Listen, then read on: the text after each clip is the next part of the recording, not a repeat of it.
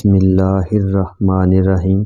اللہم صلی علی سیدنا و مولانا محمد و علی آلہ و اصحابہ و بارک وسلم۔ تمام پیارے اسلامی بہن اور بھائیو السلام علیکم۔ میرے عزیزو، ہم جتنی بھی عبادات کرتے ہیں رد اور قبول ہونے کا درجہ رکھتی ہیں، مگر جو لوگ نبی رحمت صلی اللہ علیہ وآلہ وسلم کی بارگاہ میں درود و سلام پڑھتے ہیں وہ اللہ تعالیٰ کو ہر حال میں قابل قبول ہے، بے شک وہ ریاکاری کی صورت میں پڑھا گیا ہو۔ حالانکہ دوسری باتیں جو ریاکاری کی شکل میں کی جائیں اللہ تعالیٰ کے ہاں وہ مقبولیت کا درجہ نہیں رکھتی اور ان کو رد کر دیا جاتا ہے سوائے درود پاک کے۔ میرے عزیزو، کیا دعا مانگنے کے ساتھ درود پاک پڑھنا لازمی ہے؟ تو آئیے میں آپ کو آج بتاتا چلوں کہ آپ صلی اللہ علیہ وآلہ وسلم دعا کے ساتھ درود پاک پڑھنے پر کیوں زور دیتے ہیں۔ اللہ کے پیارے رسول صلی اللہ علیہ وآلہ وسلم کا فرمان عالی شان ہے کہ دعائیں آسمان کی طرف جب پرواز کرتی ہیں تو جس دعا کے ساتھ درود پاک کے پر ہوں گے وہ اللہ تعالیٰ کی بارگاہ میں دعا پہنچ جائے گی، اور جس دعا کے ساتھ درود پاک کے پر نہیں ہوں گے وہ دعا آسمان کے درمیان لٹک جائے گی اور اس کو شرف مقبولیت کے لیے درود پاک کے سہارے کی ضرورت ہوگی۔ ایک اور حدیث کے مطابق آپ صلی اللہ علیہ وآلہ وسلم کا فرمان ہے کہ ہر دعا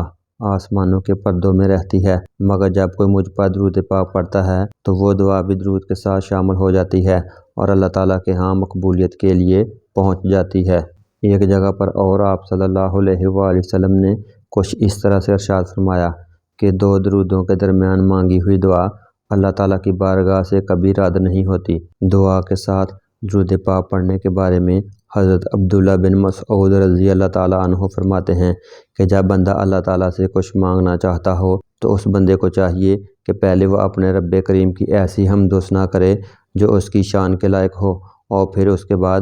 آپ صلی اللہ علیہ وآلہ وسلم کی بارگاہ میں درود پاک پڑھے۔ اس کے بعد وہ بندہ جو چاہے مانگے، اللہ رب العالمین اس بندے کو اس دعا کے بدلے عطا فرما دیتا ہے۔ دعا کی مقبولیت کے بارے میں حضرت عمر رضی اللہ تعالیٰ عنہ کا قول اس طرح سے ہے، آپ فرماتے ہیں کہ ہم جو نمازیں پڑھتے ہیں اور جو اللہ تعالیٰ سے دعائیں مانگتے ہیں وہ زمین اور آسمان کے درمیان معلق رہتی ہیں اور اس وقت تک اللہ تعالیٰ کی بارگاہ میں شرف قبولیت حاصل نہیں کرتی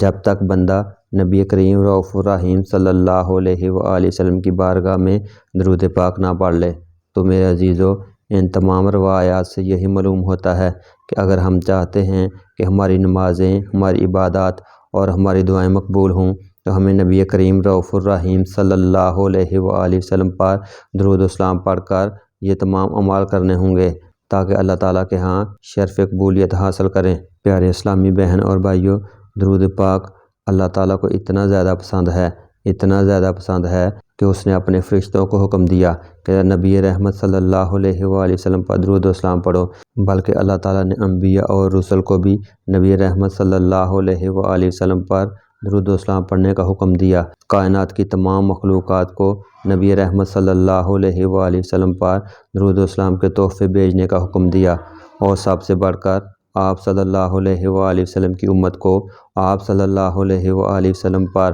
درود کے ساتھ سلام پڑھنے کا حکم دیا۔ درود و سلام آپ صلی اللہ علیہ وآلہ وسلم کی امتیوں کی نجات کا ذریعہ ہیں۔ چونکہ اللہ تعالیٰ کو یہ عمل بہت پسند ہے، اس لیے اللہ تعالیٰ اس کے کرنے والے پر فرشتوں کو مقرر کر دیتا ہے کہ وہ اس کی حفاظت کریں، وہ اس کے لیے دعائیں مانگیں، وہ اس کے لیے مغفرت اور بخشش طلب کریں۔ بلکہ اللہ تعالیٰ درود پاک پڑھنے سے ایسے پرندے اور ایسے فرشتے پیدا کرتا ہے جو اس کے لیے دعائیں مغفرت اور بخشش کی دعائیں کرتے ہیں اور اس کے لیے رحمت کی دعائیں کرتے ہیں۔ میرے عزیزو، یہ اتنا بڑا اجر اور برکات والا ذکر پھر ہم کیوں نہ کریں؟ انشاءاللہ ہم دعوت بھی دیتے رہیں گے اور درود پاک خود بھی پڑھتے رہیں گے۔ اللہ تعالیٰ سے دعا ہے کہ ہمیں دعوت دینے کی، خود بھی درود پاک پڑھنے کی توفیق، استقامت اور استطاعت عطا فرمائے۔ آمین ثم آمین۔ جزاک اللہ۔